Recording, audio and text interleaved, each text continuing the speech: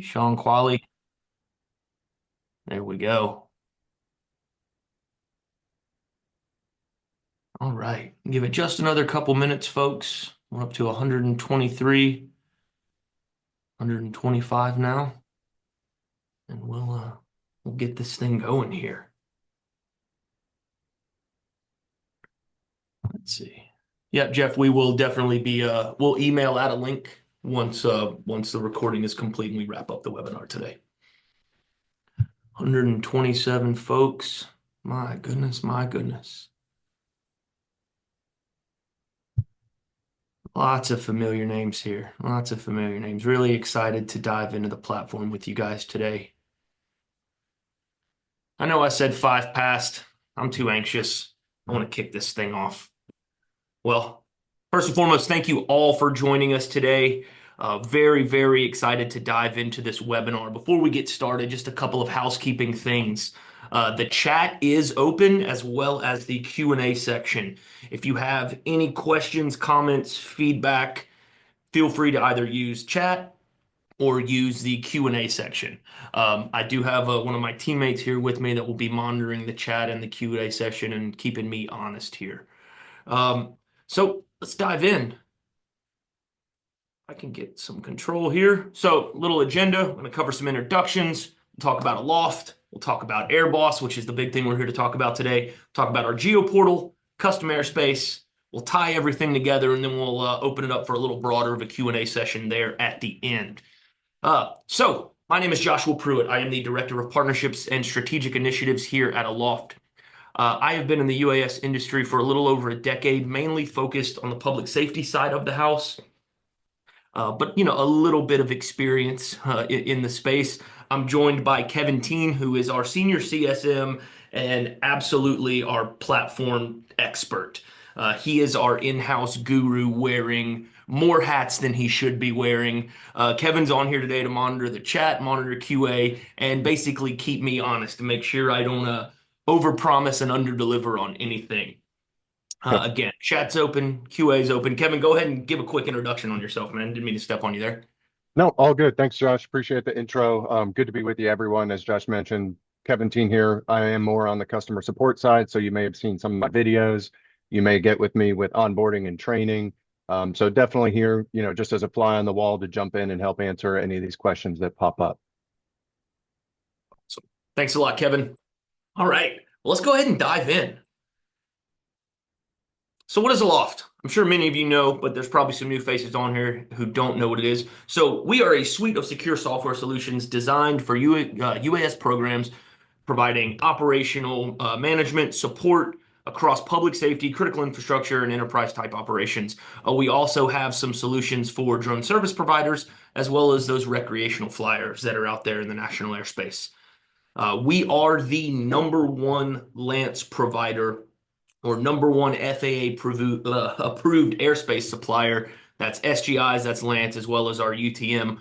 We average 1.5 million airspace events monthly. This past month, we were around 84-85% of all Lance authorizations flowed through our platform. 24,000 flight hours a month on the Aloft platform, and 110,000 monthly flight briefings. All the various pieces of the Aloft software suite feed into what we would consider the Aloft UTM. That has been our goal since the beginning, is being the #1 UTM provider in the country and hopefully globally as we progress. But what we're here today to talk about mainly is AirBoss and some of our other tools outside of the fleet and program management and live stream. We're kind of talking about some of our next level tools that we've recently rolled out, some older tools that we've had for a little while, and how we tie all of those together. So what I'm going to do real quick, I'm going to turn off my camera so we can all stay focused here on the information, and we'll just dive in. So back on December 9th of 2024, we launched AirBoss. And what is AirBoss? So AirBoss is our industry-first platform enabling local, state, federal, and other verified entities the ability to visualize, interact, and manage drone operations across their jurisdictions with unmatched data and communication capabilities, hopefully advancing BVLOS type operations, including DFR initiatives, while always providing the absolute most comprehensive airspace awareness in the industry to those who need it most. So let's kind of unpack that. The way we look at AirBoss and the way we have designed AirBoss is to be truly agnostic, whether it's hardware, software, sensors, we do not care. We did not set out to design a platform that was cookie cutter. We didn't want to say, okay, this is our platform. These are the data sources you get. Hope this works for you.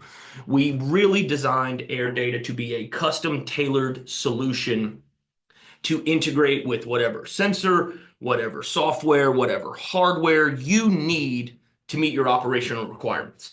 So from the Aloft side of the house, because again, we are the #1 airspace provider in the country, you're going to get our data on Lance, information on Notify and Fly. For those of you that aren't familiar with Notify and Fly, back when Part 107 first became a thing, they wanted drone pilots filing NOTAMs. The NOTAM system quickly became taxed, and the decision was made that no longer does everybody and their brother flying drones need to file a NOTAM. Only government public safety type operations. So Aloft saw a void, and we stepped in and created what is called Notify and Fly. So for folks that are using either air control or Air Aware, they have the ability to very quickly and easily tap a button that will then notify, essentially with a visual marker on our airspace map, that there is some type of operation or recreational flight happening in this area. As far as I know, we're the only provider of a solution like this. But you're also going to see before you fly data, which if you guys don't know, early on when we were Kitty Hawk, we overhauled the FAA's before you fly application. Now, things changed over the years, and the FAA decided to open the before you fly network up to other providers. But we look at ourselves as the architects and the kind of the creators, if you will, of the before you fly network. You'll also get Geo Portal data, which we'll talk about a little bit later in the presentation, as well as shared telemetry from various manufacturers that we can talk about. From the FAA side, you're getting data on TFRs, on NOTAMs, and any other authorizations or information that the FAA may put out. And again, like I said, this is designed to be truly agnostic. You tell us what sensors you need or what you require, and we will do our best to integrate. So currently, we're ingesting remote ID information, radar data, and ADS-B information into AirBoss. And my responsibility here is partnerships. So I promise you, I have a very long laundry list of integrations I'm looking at, integrations that are pending. So a lot of things coming down the pipe, but we're also looking at some counter UAS capabilities as well as the counter UAS space starts to really heat up. Currently, just a handful of the data providers that we have integrated with. And again, most of these have been driven by customers, but Hidden Level, Asterix, Drone Tag, and most recently, the one that we are in the process of finalizing right now is UAS Sentry. From there, who are our users? What are the use cases? So for AirBoss, again, it is designed to be true, comprehensive situational and airspace awareness, and that's for both participants and non-participants alike. So a big thing, specifically in the public safety world, what we're seeing right now is DAS, or drones as a service, for DFR and BVLOS type operations. So how would it work for these folks? Well, maybe you're being hired to provide BVLOS ops or DFR ops for security purposes at a construction site or at an automotive plant or at a power facility. Now you can define that boundary, and you're going to be getting all the information based on what's happening in that airspace. Flip that over, folks that aren't necessarily going the DAS or drones as a service route. So law enforcement agencies, everybody knows that the buzzword in the industry right now, especially on the law enforcement side, is DFR and RTCC or ROC or any of the other acronyms that are out there for real-time crime centers, real-time operations centers.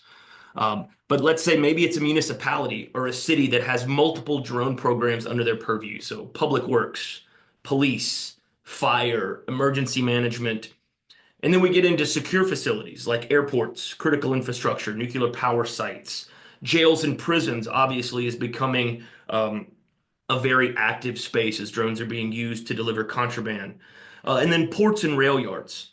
All of these stand to benefit from utilizing AirBoss. And so how does it work? So again, this is not a cookie cutter solution. So you will work with the Aloft team, and we will define a GeoJSON, a KML, or a KMZ that represents your area of operations or the area of interest. So again, this can be a specific facility, this can be a city, this can be a region. There's absolutely no size limitations to what we can do with AirBoss. And so as events happen in that defined area, maybe that's remote ID hits, radar hits, hey, a TFR suddenly pops up, a NOTAM suddenly pops up, Lance, all those other data points we mentioned, AirBoss is going to indicate these on the console map and give the FAA required visual and audible warnings to whoever is manning that console. Again, we have not set out to be a BVLOS or a DFR command and control solution. We want to be the data provider. We want to give you all of the information necessary to unlock those capabilities. And so as we continue to iterate and expand on the platform, we're talking about additional alerts and discussing those internally that be able to be configured per account. Again, this is not meant to be cookie cutter. So what do I mean by that? I'm talking about potentially whitelisting known aircraft in your fleet, filtering altitude based on your operations. Do we want more information on what's happening within your program? So maybe an aircraft has deviated from the operating area, or maybe an aircraft has blown through, whatever Lance facility ceiling you may have in your area. So basically, it's advanced filtering, providing the specific alerts you need based on your operational requirements. Again, this is meant for verified entities, obviously with a focus on public safety and government. But again, we can get into critical infrastructure. We can get into drones as a service provider. Essentially, the sky's the limit. So that is AirBoss. We are very early in this product, but we will definitely take a look here as we continue going here. This is kind of a quick look of one of our customers up near upstate New York. You can see some of the information they're getting down there is real-time traffic. Again, using asterisks for radar, ADS-B information, as well as hidden level for remote ID. The majority of the information we're seeing here is related to manned aircraft. So that is kind of the AirBoss piece. And again, we're going to dive into a deeper demo once we kind of get through this deck here. The next piece of that puzzle, that Aloft UTM puzzle that I want to talk about, is the Geo Portal. One thing I want to hit on for all of you that are here in attendance, the Geo Portal is an absolutely free tool for public safety and verified entities, allowing you to essentially post advisories across the entire Aloft network, including all of the BVLOS network. So whether you're using Aloft for BVLOS or not, this information will get into that network. Hundreds of agencies around the country are utilizing the Geo Portal. Again, this is a free tool for you all. And to date, over 10 million square kilometers of data have been published utilizing the Aloft Geo Portal. So quick question, myth or fact? And again, you don't necessarily have to answer this because I'm going to give you the answer. The FAA publishes airspace restrictions for sporting events. This is not a black and white question. It's a myth. Because are there airspace restrictions on sporting events? Sometimes. So if we refer to this old document from 2015 regarding sporting event TFRs, it's going to be defined by stadium size, how many people will be at the event, and other information. So it may or may not make it as a TFR, but it's still going to be a great thing for the general public to be aware of.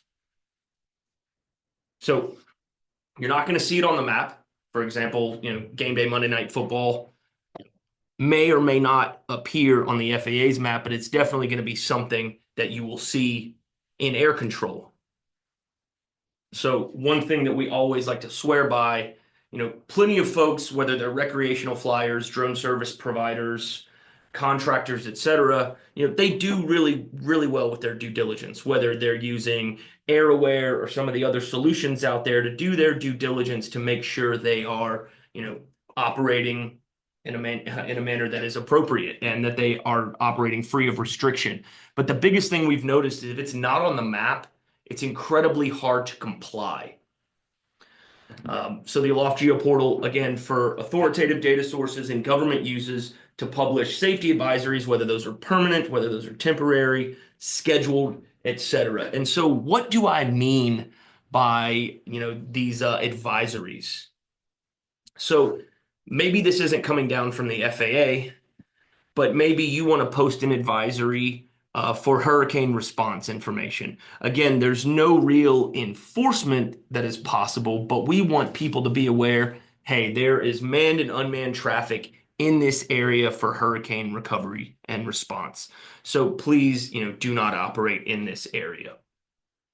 But this can be used for things like public events, large sporting events, large concerts and festivals, other special events where special drone rules may come into effect, firefighting and related aircraft operations. So again, prior to there being a TFR, or maybe there's not a TFR in the area, or area of operations, local regulations are relevant for a compliant drone flight. And then the biggest one that we've seen a lot of use lately is takeoff and landing restrictions. So maybe your municipality has passed a rule that says, no takeoff or landings from city property, or similar like we see with the national parks. You can't take off or land in national parks. You can fly over them, but you cannot take off or land in these areas. So again, it is meant for public safety government entities to be able to provide these types of alerts, restrictions, advisories, etc., to the general public, to the unmanned aviation community, and even the manned aviation community. So it's very simple to sign up for the Geo Portal. If you just go to aloft.ai and click login in the top right, you'll see an option for Geo Portal. You'll come to this screen, sign up here. We're going to ask for some information. It'll take us about 24 hours or so to verify your agency, and then you were given access into the Geo Portal. So very quickly here, I am going to stop sharing this screen, and I am going to share this screen. So we should be viewing the Geo Portal screen now. I'm going to very quickly log in.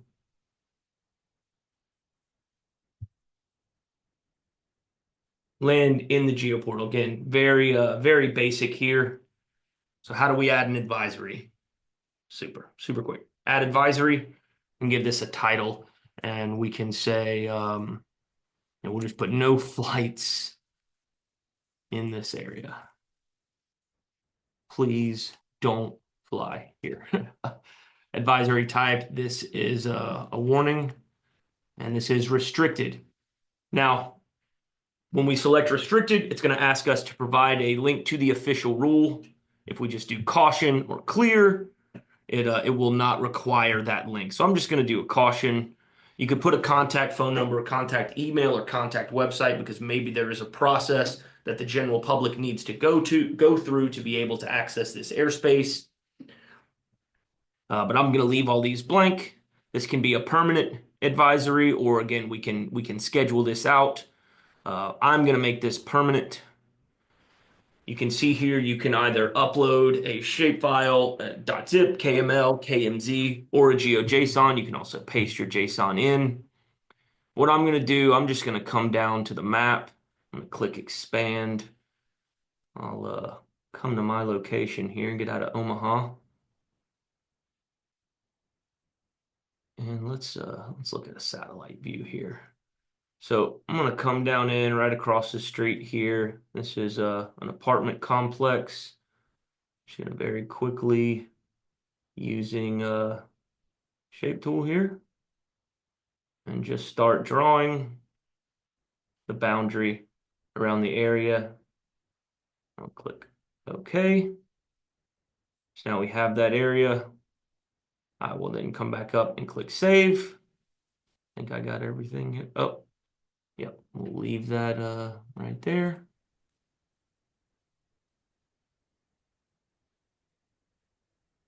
Boom.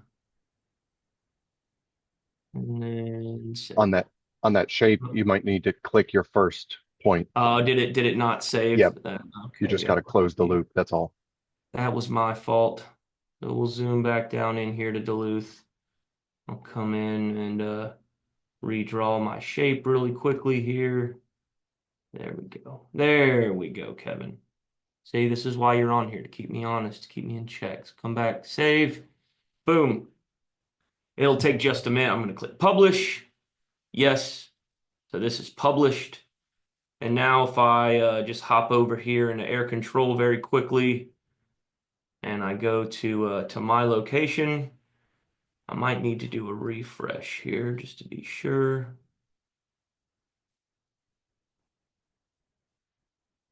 Snap down to my location once more. Ooh, I'm way off. Come back up here to the Atlanta area. Goodness gracious. Okay. Come down here to Duluth. This is an old one that I had put in for the city of Duluth. It's looking like it's taken a little bit longer for my initial one to publish. But this is an older one that I put in. This is obviously no takeoff or landing within the city of Duluth property in downtown and town green area. But again, once this is published, it's viewable not only in air control and Air Aware, but also in the entire Before You Fly network. Because again, if it's not on the map, how are we supposed to abide by these rules? Again, no limit to the size and scope. This can be something that is scheduled. This can be something that is, again, it is permanent. It does not matter. But again, pretty simple process to get into. You can see all of our active or expired ones here. Very simple. And again, this is a free service offered to public safety as well as verified entities. All right, I am going to now stop sharing this screen and we're going to hop back into the slide deck here. I know it's not the most exciting, but it keeps me on track here. So we looked at Geo Portal. The next piece I want to talk about is the custom airspace functionality. Now, this is a piece of our enterprise platform, which is air control. But essentially, if the Geo Portal is for agencies to post information out to the general public, the custom airspace functionality is allowing you to privately post relevant information to your account. So that's visible on your airspace map, your operations map, and only available to members of your organization, so your pilots and operators, as well as your admin. So examples of the custom airspace usage can be overlaying your COA or certificate of waiver onto the map. A lot of agencies lately have been getting waivers to allow their grid squares to be updated. So maybe to the general public, this Lance facility grid is, 100 foot only, but your agency has done the due diligence and now you are cleared to 200 feet in this grid. Well, as an operator, I would want my team to see whatever grids I have available to me, not what the general public has available, because again, we have been cleared for more. So that's a big use case we've seen a lot of lately. Defining airspace awareness for your operators, areas of continued operations, defining training areas, airspace deconfliction on larger events. Search and rescue, you can very easily assign flight areas that are going to be visible in the map to the pilots. So it's a visual cue, not necessarily something that is geofence enforced, but it is a visual cue to your pilots that, hey, I'm flying in sector A, and Kevin is over here flying in sector B. So think about it as deconfliction, and then also can be used to define those operational boundaries for BVLOS and DFR operations. So when you're utilizing AirBoss, it is essentially something that piggybacks on top of the custom airspace functionality. That's kind of the best way to describe that. So here's kind of an indication of what some of the custom airspace can look like as it's displayed on the map. Again, you can define this by either a JSON, a KML, a KMZ, any sort of shape file. And you can choose your border, you can choose your fill, however you want this defined for your agency. It is meant to be completely customizable based on your operational needs. This is another indication of some of our custom airspace. This one's a lot more complex. This is up at the UAS test facility in upstate New York that we'll actually take a little bit more of a look at here shortly. So we looked at AirBoss, or we talked about AirBoss. We took a look at the Geo Portal and talked about it. We've talked about our custom airspace piece. Now I want to tie everything together and give you an idea of what this looks like in its current iteration. So one more time for me to stop sharing my screen here. And I'm going to share my other screen over here. Oops, excuse me, wrong one. Let's see, I need to do stop 3. There we go. Too many monitors. All right, so we're looking at the Geo Portal right now. I'm going to switch us over into air control itself. And what I'm going to do, first and foremost, I'm going to zoom out where we can see the state of Georgia. Because what I have done and some of the data that I have available to me, unfortunately, I don't have hidden level or asterisks set up here at my office. I'm going to come down here to view live traffic, and I'm going to switch over to operating picture. And now you'll see a list down here at the bottom. These are 4 missions that were created within the air control platform or within the Air Aware platform that I can see on the map. Again, not a ton of information provided, but we at least get a start time, end time, and location. I want to see if I zoom out a little bit further here, if I get any. Oh, perfect. So here's a Lance authorization at KAYS. It has been approved up to 200 feet. We see a start date, end date. The operator has not provided any additional info, but for me in a real-time crime center or in the back of a command vehicle, I'm now aware of what's happening in my airspace. We have another Lance authorization here at KCHA, 200 feet approved, and we get the start time and end time there as well. So again, meant to be providing us information on not only participants, but non-participants alike. I'm going to zoom out again, and I'm going to take us up to upstate New York. This is where we have some customers that are utilizing some of the integrations we already have in place, including radar, ADS-B, and some other sources, again, that come from Aloft. So we can see a mission was created here. But if I come over to live traffic, now I am looking at all the live traffic that is being picked up by this specific radar array up in upstate New York. Now, the goal is to have some additional filtering tools. Obviously, I'm not worried about aircraft that are cruising at 30,000 feet or that aren't within my area of operations. So there will be additional filtering tools coming into AirBoss. But as you can see here, if I zoom down, I can click on an aircraft, get some information, some additional details. And again, as we expand and add additional data sources, this is what this specific customer in upstate New York is utilizing, ADS-B and remote ID. Every individual customer on the platform can be different. You can have different data sources. Maybe you're using UAS Sentry for remote ID, but maybe the next town over is using a different sensor solution for remote ID.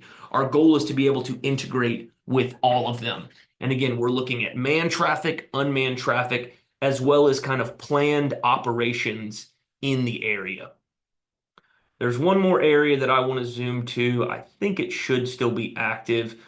For any of you that attended the Texas DPS Expo late last year, I created an operational area basically from Austin to Florence.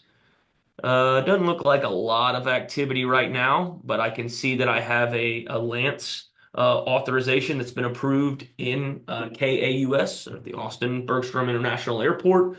start time, end time. And again, as I zoom down here on the map, I can also see the area that they defined. So again, for non-participants, for those abiding the law, we see on the map, we know Kevin's out flying in the park because he used notify and fly. We know where this operator is going to be operating based on the Lance authorization that he provided. If we're looking at manned traffic, we have ADS-B and radar access. But maybe our remote ID gets a hit over the jail or over the prison or over one of our critical infrastructure facilities. It's very easy to pick that up here in AirBoss, and now we know, hey, I need to send, some sort of units out to figure out what's going on with this aircraft. Is this a rogue actor? Is this just, some general body in the general public that was just flying and didn't do their due diligence? This is basically giving us the insight to go out and gather more information. And this is designed to be as real time as possible. Obviously, certain data providers will be able to give real time data. Some of them, it's a little delayed. The hertz at which we receive the data can be very different from provider to provider. And that's why we've taken the stance to be absolutely data source agnostic. We want to give you, the end user, the ability to ingest whatever sensors or software or other hardware solutions, whether that's a visual camera sensor that's using some kind of AI to classify aircraft type or differentiate from a bird or a blimp, or even tracking ground targets. There's a lot of different solutions out there that are all setting out to solve a similar problem, and we want to integrate with all those to be able to provide you guys, the end user, whatever data you need for your operational requirements. So I'm going to zoom back out here and snap over to my location. Oops, I hate when I click like that. There we go. So down here in Duluth, again, we can see that custom airspace or that geo portal that was created, again, for this downtown Duluth no-fly zone. Zoom out a little bit more, we start getting our facilities maps, we start getting some of the other airspace information. So for example, this is the boundary of the Chattahoochee National Recreation Area. You can see now that my no flights in this area, please don't fly here. For some reason, I'm not seeing my shape file or my shape on the map, but I am seeing the no flights in this area. Please don't fly here. So Kevin, that's something we'll need to look into. But again, the custom airspace is here. The GeoPortal airspace is here. And then as I zoom out even further, let's see if we pick up, again, we pick up some missions. We pick up a couple Lance authorizations. And again, this can be for your municipality. This can be over a specific facility or a specific location for some kind of festival or large scale event. This can be defined for, emergency management type operations, disaster response. There's a lot of uses, and this isn't meant to just be a fixed solution. Maybe you're using some kind of portable detection or portable radar. Maybe you're using a Cassia system or a hidden level. There are so many different systems out there, whether it's UAS Sentry, whether it's drone tag. There's so many different ways of getting information in. Is our goal to be able to ingest as many of those as possible. So I'm going to pause there. I'm going to jump back quickly to my slide deck. And what I want to do now is open it up to you guys. Again, the chat is open. The Q&A section is open. If you want to raise your hand utilizing Zoom, I'm happy to take some questions as well. If there's things you want further clarification on, let's talk through those now. We'll take about 15 minutes or so for Q&A. Let me just double check here. Yes, you guys all have the ability to utilize the webinar chat and the Q&A section. So I'll give it just a couple minutes here for any questions. Sean Qualley, UAS Sentry. Will you be getting the data from all Sentry devices used on their system? So currently, the way it will work with UAS Sentry is an individual agency. Let's say you buy 5 sensors for your agency. We will integrate with all 5 of those sensors specific to your agency.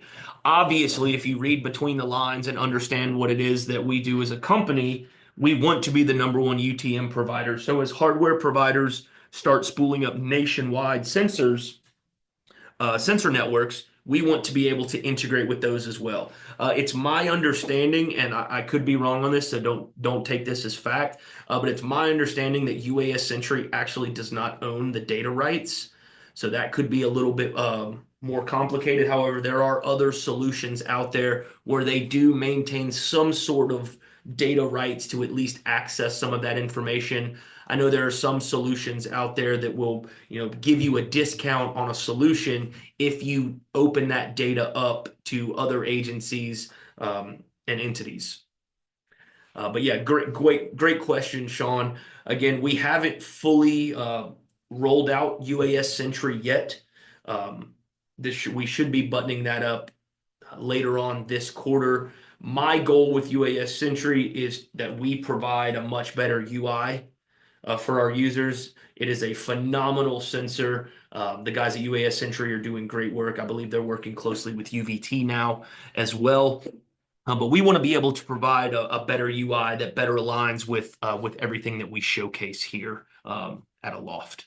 But great question, Sean. Thank you there. I think I see a hand up here. Ronald, I'm going to click allow to talk. What do you got for me? Can you hear me okay? Yes, sir. Coming through loud and clear, Ron. Are you going to be providing your slide deck as well as letting us try it out as well? So yeah, it's actually on the next slide. But for those of you that didn't hear, this will be recorded. We can provide some slides for you as well. And then, as with every solution out there, I think it's incredibly important coming from an end user perspective. You got to try things before you buy them. It's cool to sit here and watch me demo and talk through the platform, but I really need you guys to do your due diligence. Talk to some of our sales folks, talk to me. We'll get you set up on a trial and allow you to click through it for yourself, have some conversations around what data sources you need specifically, what your operations look like, and then we can go from there. But yeah, Ronald, short answer is we are more than happy to provide a more in-depth demo as well as set up a trial account, and that goes for anyone else that's on the webinar today. So great question there. Thank you.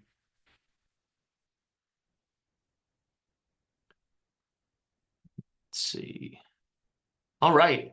So a couple of good questions there. Any other questions? There's 155 of you. I guarantee you, if one of you has a question, there are at least 10 other people on the call that have that same question. So please don't feel scared to ask any questions here. One thing I did forget to mention that I'm gonna kind of snap back over to real quick while we're doing some Q&A here. Obviously we looked at the airspace map and seeing all the live traffic and operating picture information.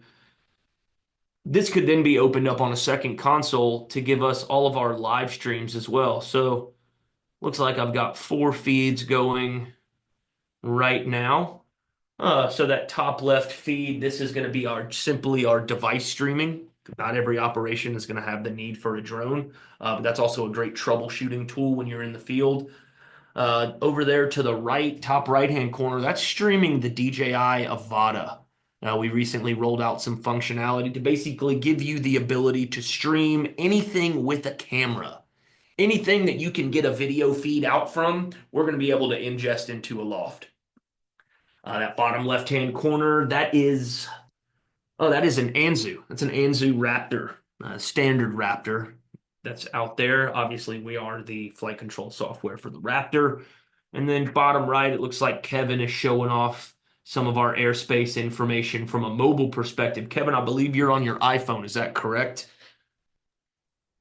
Currently Android, but it does work on Okay. iOS, and that update is on its way out the door very soon. Yeehaw. And that's another point to make. Again, you're not limited to using the Aloft suite of tools. Again, talking GeoPortal, talking Custom Airspace, talking AirBoss. You can use the map as well on mobile devices, whether that's, a laptop, a tablet, a phone. Again, Kevin is streaming an Android phone here. I'm actually using an Android device to stream the Avata up at the top right as well.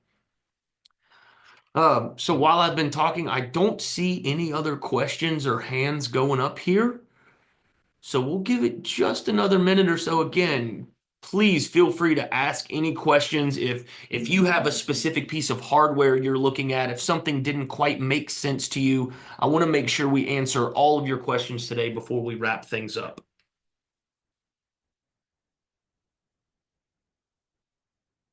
All right, well then what I'm going to do, I am going to share my last slide here. Oh, I do see a question. All right, from James Hanley. We are a county EMA SAR team that has 3 DJI Mavic Enterprise and 1 Matrice. All SAR members are volunteers. We are needing a solution for tracking drones real time for SAR callout suggestions. Yeah, James, I'd love to get you set up on a demo of the platform. Air control, again, that is kind of our fleet management and operations tool. We didn't really talk about that today. We'll be doing a full platform demo later on in the quarter. But I'm going to throw a link up or some information up on the screen rather. Feel free to reach out to our sales team or reach out to me directly. So I'll leave this slide up for just a minute. If you want more information on the platform, whether that's Airboss, GEO Portal, Custom Airspace, or even air control, and you want to get a trial or a demo going, reach out to our sales team. Emily will take good care of you. If you're a hardware provider or a software provider or some kind of sensor provider and you want to discuss integrations or maybe what the future capabilities of Airboss might look like, please reach out to me directly. That's Joshua at aloft.ai. I'm also going to throw a link in the chat here in just a second. I've lost my link here. Actually, no, we'll just leave the emails up. Yeah, feel free to reach out to either the sales team or myself directly. We will do our best to get all of the information that we can. See another question here real quick from Jared Nichols. We have Axon cameras and a photo kite. Can you integrate that video in the last live view? So photo kite 100%. The photo kite workflow is a little more complex. It requires basically a display extender that hooks to their tablet. But yes, we can integrate with the photo kite. I'm assuming you mean Axon body cameras. We haven't done anything with body cameras right now.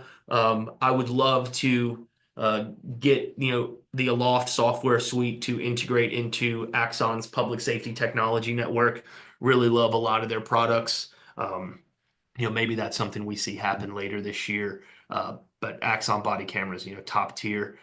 3 on each fire engine in our district, forward and 2 side. That's interesting. Jared, do me a favor. Shoot me an email, joshua@aloft.ai. Let's talk more through that.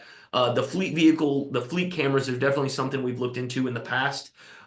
It's not something I have put direct hands on, but I would imagine we can figure out some sort of process to make that work. If any of you come from manned aviation programs, I can very easily tap into whatever system you're using on your helicopter, for shot over, for example, and now you can provide live streaming to any connected device on the Aloft network. Now, again, there's going to be some altitude limitations there. I found that about 2,000 feet AGL, anything beyond that, and we start to lose that connectivity that we're all so dependent on.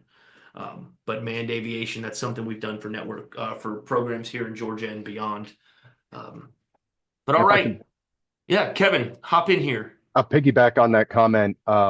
So one thing that we have done, and you'll see it with the Skydio live streaming, is we've also updated the backend infrastructure to support RTMP and RTSP, which are 2 different streaming protocols that a lot of devices support. It's basically throw in an IP address and some ports. So we do also have some of that more enhanced capability. So whether it's sending it into air control or forwarding all your live streams in air control into another platform like a video management service, all that is also possible on the back end. Clapping for you on that one, Kevin. That is a very, very great point to bring up. So those of you that have video management systems within your dispatch or within your real-time crime center, one of the biggest issues that I always hear about in public safety is we have an SOP and SOG that says we hit record as soon as the drone's powered on. Inevitably, someone will forget to hit record. However, if you set up some of these RTSP, RTMP connections, all of the drone video, the stream is directly feeding into your VMS. So you will maintain that video. I'm hoping to integrate with more real-time crime center software solutions, whether that's Motorola Command Aware Central, whether that's Flock, whether that's Fusus. We would love to integrate with real-time crime center software as well. I feel wholeheartedly that AirBoss is very much a complementary system to what happens in those spaces. So, Kevin, thanks. Great call out there. All right. Well, I see we've dropped a few folks. We're at about 13 minutes to 2 o'clock. If there are not any additional questions, comments, concerns, feedback, we'll go ahead and wrap things up. I cannot thank you all enough for joining us today. Again, we hit almost 200 attendees. That's a great number. If you have any questions, please don't hesitate to reach out to us. I'll be sending out a follow-up email later today that will also include the link to the recording. And if there's anything we can do to assist you guys, please don't hesitate. Thank you so much for joining. Evan, thank you so much for backing me up. If you're on shift or on duty today, please stay safe. Hopefully the weather's nice where you are here in the South. We're enjoying a nice 68-degree day here in February. Cheers, everyone. Enjoy the rest of your day.